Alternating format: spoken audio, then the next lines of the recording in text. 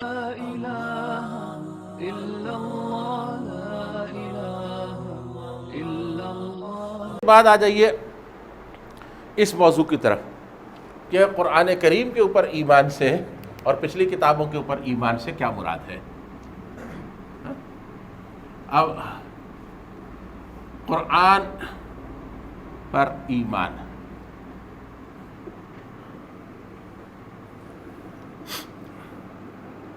پہلی بات تو یہ ہے کہ منزل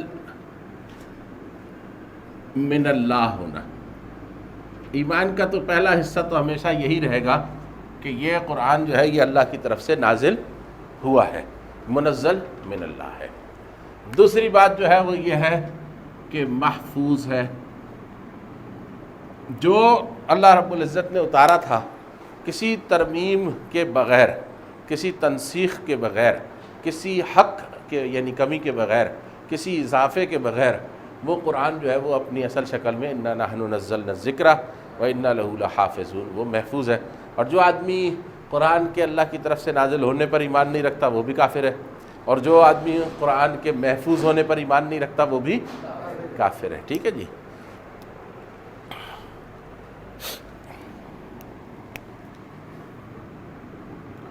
قرآن کی صفت یہ ہے کہ قرآن الہدا ہے.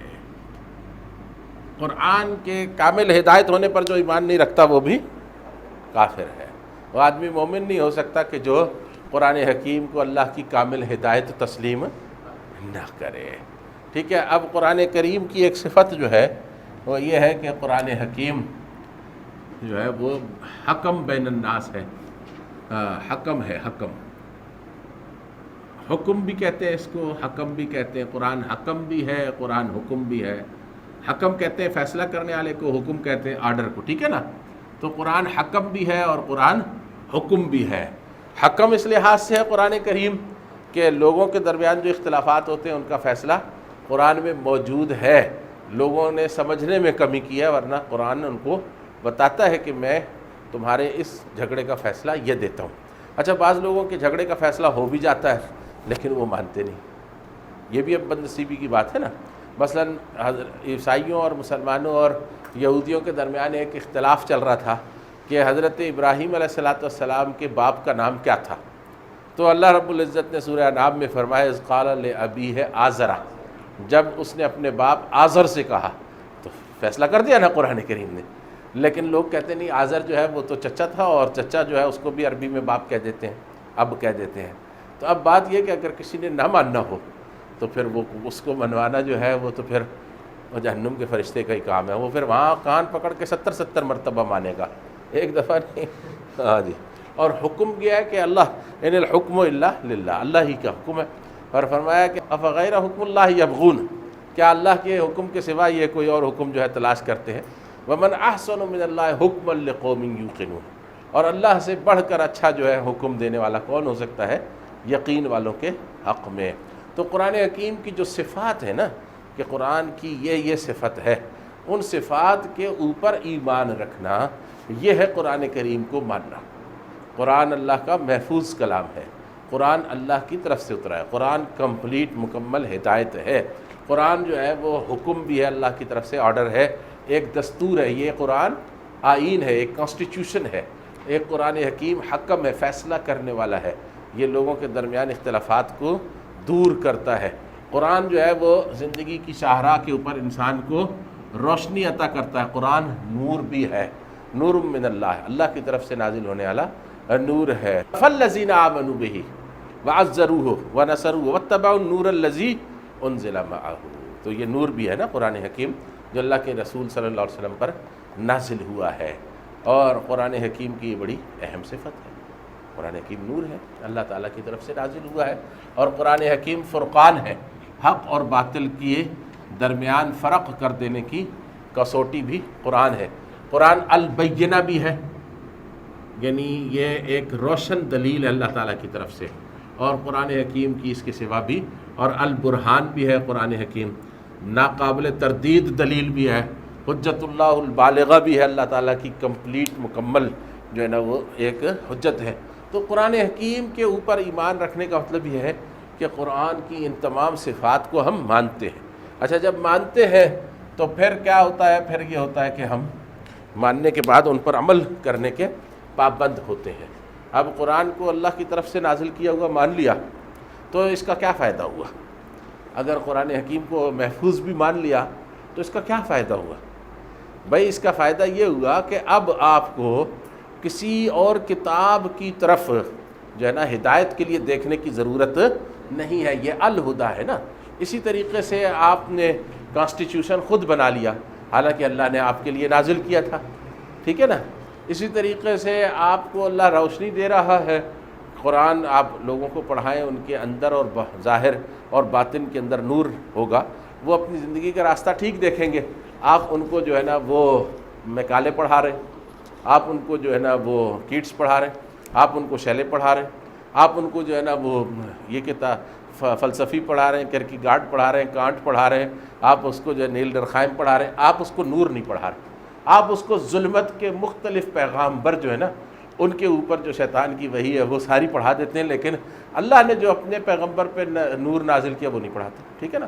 تو فرقان ہے قرآن حکیم، حق اور باطل میں تمیز کر دیتا ہے، کوئی جھگڑا نہیں ہے۔ اگر آپ کو کوئی شک ہے کہ بھئی یہ بات اس پر عمل کریں کہ نہ کریں، قرآن حکیم بتا دیتا ہے کہ اس کے اوپر عمل کرو۔ تو قرآن کی یہ ساری جتنی بھی صفات ہیں، اور بھی قرآن حکیم کی بہت سی صفات ہیں، وہ قرآن نے خود بیان کی ہیں، نبی علیہ السلام نے بیان کی ہیں۔ قرآن کے اوپر ایمان لانے کا مطلب یہ ہے اس کی ان سب باتوں کے اوپر ایمان رکھنا، لیکن اصل میں جو بات ہے وہ یہ ہے کہ قرآن کے اوپر ایمان جو ہے ایمان بالرسالت کا حصہ ہے۔ کس کے اوپر ہے؟ ایمان بالرسالت کا حصہ ہے، اور ایمان بالرسالت میں رسول کریم صلی اللہ علیہ وسلم کی رسالت میں غور کریں گے تو یہ قرآن اللہ کی طرف سے وہ معجزہ ہے جو اس نے نبی علیہ السلام کو عطا کیا ہے۔ قرآن اللہ کے نبی صلی اللہ علیہ وسلم کو عطا ہونے والا نبوت کی تصدیق کرنے والا معجزہ ہے۔ فرمایا وَإِن كُنتُمْ فِي رَيْبٍ مِّمَّا نَزَّلْنَا عَلَىٰ عَبْدِنَا فَأْتُوا بِسُورَةٍ مِّن مِّثْلِهِ۔ صلاۃ و سلام پڑھ رہا ہے کہ اذان دے رہا ہے؟ اچھا جو ہے وہ یہ ہے کہ قرآن حکیم ان کا ناسخ بھی ہے، ٹھیک ہے، اور مہیمن بھی ہے۔ قرآن کی ایک صفت یہ ہے کہ قرآن جو ہے وہ پچھلی کتابوں کا مہیمن بھی ہے اور ناسخ بھی ہے۔ ناسخ کتب اور مہیمن۔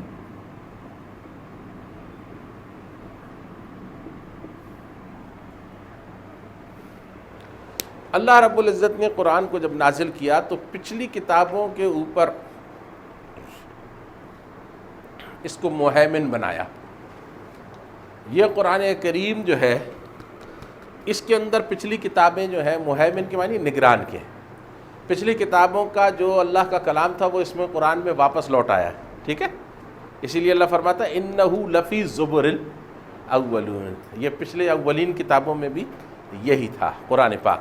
اور اسی طریقے سے اللہ رب العزت نے یہودیوں کو جو گلہ دیا نا اس میں سے ایک یہ ہے کہ وَجَعَلُوا الْقُرْآنَ عِزِينَ، انہوں نے قرآن کے ٹکڑے کر دیے تھے، ٹھیک ہے نا۔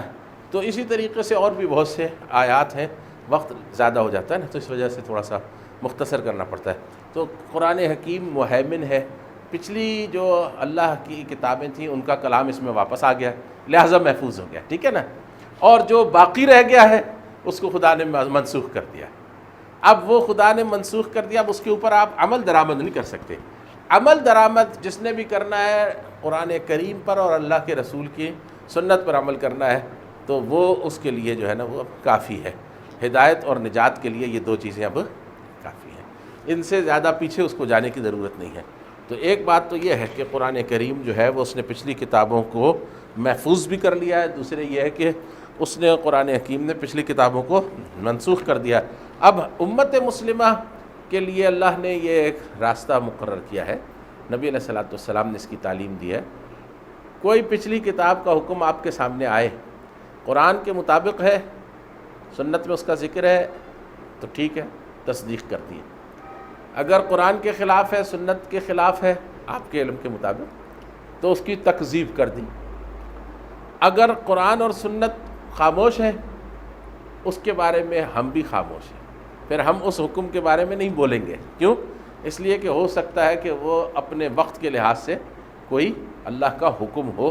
اب اللہ تعالیٰ کے حکموں کی بھی اور کلام کی صورت ہے نا ایک، مطلب یہ ہے کہ ایک کلام اللہ نے وقتی طور پہ اس دور کے انسان کے لیے نازل کیا تھا، اس قوم کے لیے نازل کیا تھا، اس رسول کے لیے اور اس کے ساتھیوں کے لیے نازل کیا تھا کہ ان کے حالات کے مطابق. تو اگر ہم ان کا انکار کر دیں گے تو وہ انکار جو ہے وہ پھر ہمارے لیے اللہ کے کلام کا انکار بن کے کفر ہو جائے گا. تو ہم نے اس سے بچنا ہے. لہٰذا اللہ کے قرآن اور نبی کی سنت کے مطابق جو پچھلی کتابوں کی بات کوئی بیان کرے گا ہم اس کی تصدیق کریں گے کہ تم سچ کہہ رہے ہو. اور اگر کوئی اللہ کے نبی کی باتوں کے اور قرآن کی باتوں کے خلاف کوئی بات بیان کرے گا ہم اس کی تکذیب کریں گے کہ تم جھوٹ بول رہے ہو. اور اگر ان دونوں کے تصدیق تکذیب نہیں کر سکتے تو پھر ہم خاموشی اختیار کریں گے. پھر ہم یہ نہیں کہیں گے کہ تم سچ کہہ رہے ہو یا تم جھوٹ بول رہے ہو. ہم کہتے ہیں کہ جو حق ہے وہ اللہ اس کو بہتر جانتا ہے. ہم ہر حق کو تسلیم کرتے ہیں اور ہر باطل کا انکار کرتے ہیں، لیکن تعین نہیں کریں گے کہ تم سچ کہہ رہے ہو یا تم جھوٹ بول رہے ہو. ٹھیک ہے نا؟ سبسکرائب کریں، شیئر کریں اور بیل آئیکن کو دبانا نہ بھولیں.